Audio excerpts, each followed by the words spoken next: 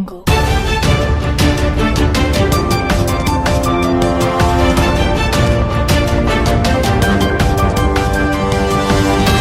Jungle.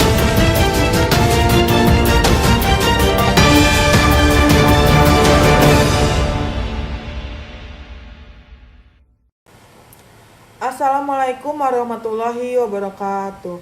Sampurasun wilujeng anjing.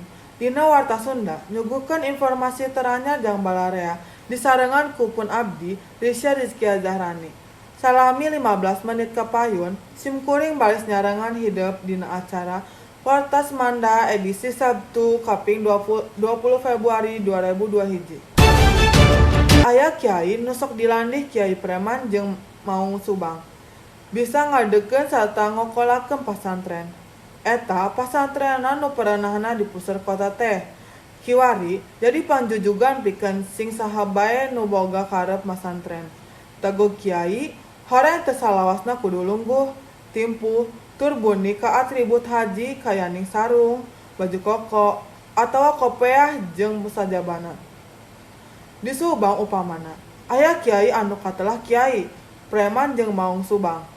Lantaran sapopoena tara leupas tina gelang bahar sarta batu alin nu ngadarapok dina raramona. Samalah kiai nu boga ngaran Mukmin teh ngahaja miara buukna sina panjang. Jeung sapopoena jarang make sorban atau kupeah. Teu beda ti tangtungan preman, kitu pisan Kiai Mukmin teh.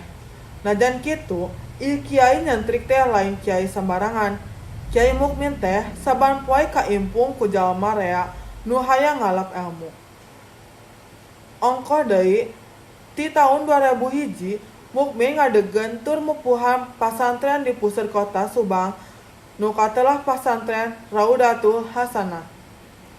Nurutkeun Kiai Mukmin, aya sawatara alesan pangna dirina miara tangtungan model kitu teh. Antarana lantaran ti keur ngora mula Mukmin dalit jeung para preman.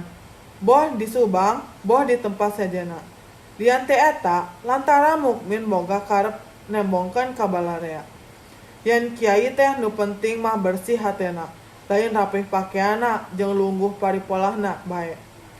Nu leuwih pentingna deui, cenah malah para preman di Subang daek asup ka pasantren, utamana pesantren anu dikokolakeunana.